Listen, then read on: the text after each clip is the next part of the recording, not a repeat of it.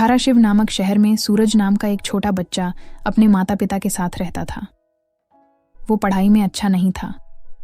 उसकी इसी बात से उसके पिताजी बड़े ही परेशान रहते थे। एक दिन घर में वो अपने माता पिता से फोन के लिए जिद करने लगा। फोन की जिद सुनकर पिताजी ने कहा, अभी तुम्हारी पढ़ाई करने की उम्र है, पहले अच्छे मार्क्स लाओ फिर फोन मांगना। जिसे सुन सूरज काफी उदास हो गया और कहा, मेरे दोस्त को हमेशा मुझसे बेहतर मार्क्स मिलते हैं क्योंकि वो स्कूल के सभी प्रोजेक्ट का काम फोन पर करता है। सुनिए, ना सही तो कह रहा है।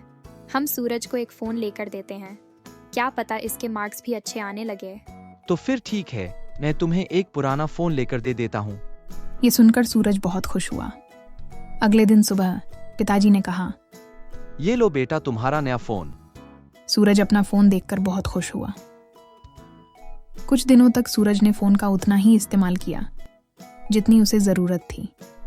लेकिन एक दिन अचानक सूरज के एक दोस्त ने उसे फ्री फायर गेम के बारे में बताया, जिसे सुनकर सूरज को गेम पसंद आ गया और उसने उस गेम को अपने फोन में डाउनलोड कर लिया और अपना पूरा दिन उसी में बिताने लगा। जिसे देख उसकी मम्मी ने सूरज पर गुस्सा करना शुरू कर दिया और कहा, तुम्हें वो फोन जरूरत के समय इस्तेमाल करने के लिए दिया है। इतना कहकर वो वहां से चली गई। मम्मी की डांट सुनकर भी उस पर कोई असर नहीं हुआ और वो फिर से खेल में लग गया।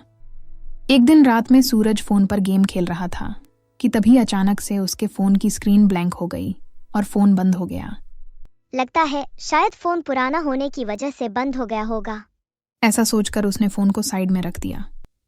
फोन रखते ही उसे एक आवाज सुनाई दी, सूरज, सूरज। अपना नाम सुनकर सूरज थोड़ा घबरा गया। तभी सूरज ने इधर उधर मुद्द कर देखा तो उसे कोई नजर नहीं आया। फिर वो अपने बिस्तर पर लेटा। अचानक उसे फिर से वही आवाज सुनाई दी, सूरज, सूरज। इस बार वाह अपने बिस्तर पर से उठ खड़ा हुआ। उसे फिर से आवाज आई, क्या हुआ सूरज, गेम क्यों नहीं खेल रहे तो? ये सुन सूरज डर गया और अपने फोन की तरफ देखने लगा। उसने देखा कि फोन की स्क्रीन लाल हो गई, जिसे देख उसकी हालत बहुत ही खराब हो गई और उसने चिल्लाना शुरू कर दिया। उसकी चिल्लाने की आवाज सुनकर सूरज के माता पिता उसके कमरे में आ गए। क्या हुआ बेटा, तुम चिल्ला क्यों रहे हो? पापा, इस फोन में से अजीबोगरीब आवाजें आ रही है। बेटा तुम्हारा दिमाग तो सही है, फोन में से आवाज कैसी आ सकती है? और दिन भर गेम खेलते रहने की वजह से डांट कर चले गए। वही काफी देर सोचने के बाद सूरज की आंख लग गई। फिर दूसरी रात तकरीबन 12 बजे सूरज को कुछ महसूस हुआ। उसने देखा कि उसका फोन और कमरे का सारा सामान हवा में हिल रहा है। उसे कुछ समझ नहीं आता। उसे पहले फोन से आवाज आना शुरू हो गई, सूरज क्या हुआ, गेम क्यों नहीं खेल रहे तो? अपने सामने इतना डरावना नजारा देख सूरज डरकर बेहोश हो गया। अगली सुबह जब वो उठा तो उसने अपने मम्मी पापा को सारी बात बताई, लेकिन उन्होंने सूरज की एक न सुनी। ऐसे ही दिन बीतते गए। कुछ दिनों बाद जब कुछ नहीं हुआ तो सूरज ने फिर से फ्री फायर खेलना शुरू कर दिया।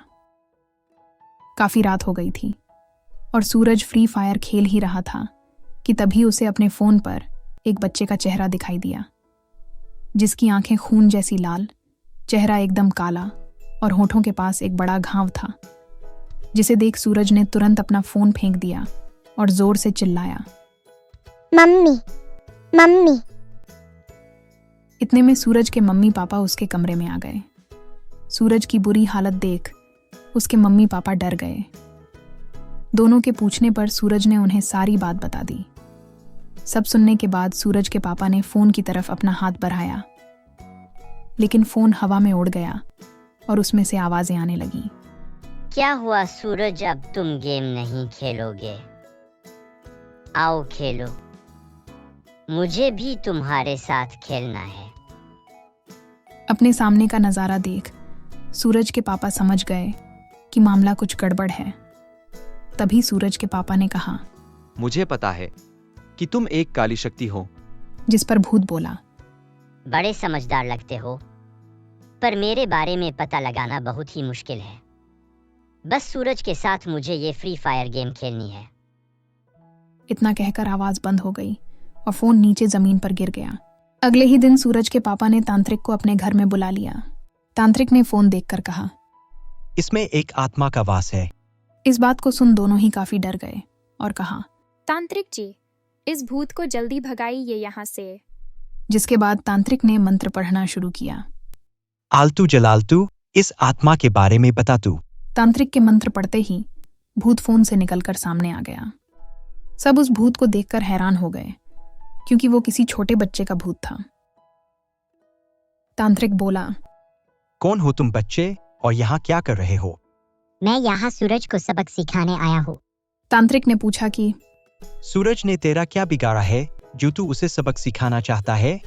जिस पर भूतिया बच्चे ने अपनी कहानी बताई। मैं भी सूरज की तरह जिद्दी था। जिस तरह सूरज ने अपने फोन के लिए घर में जिद की थी, मैंने भी वैसे ही की थी। और फोन आने के बाद मैं भी फ्री फायर जैसे खेल के पीछे पागल हो गया।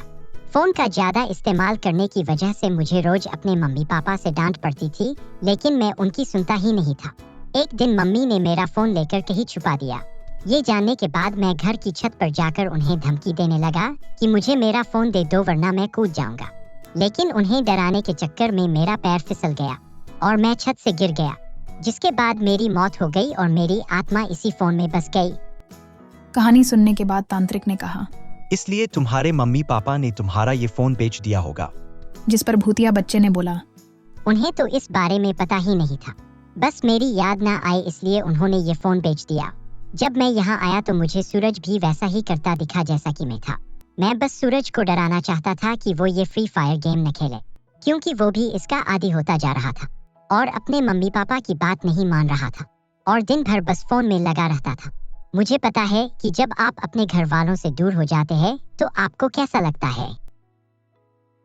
ये सब बातें सुन सूरज को एहसास हुआ कि वो कितनी बड़ी गलती कर रहा था। उसने भूत को बोला, अब से फोन का बस उतना ही इस्तेमाल करूंगा जितनी जरूरत होगी और मम्मी पापा की बात भी मानूंगा। ये सब सुनकर भूत वहां से चला गया। साथ ही सूरज ने अपने माता पिता से अपनी गलती की माफी मांगी और ये भी वादा किया कि अब वो खूब मन लगाकर पढ़ाई करेगा।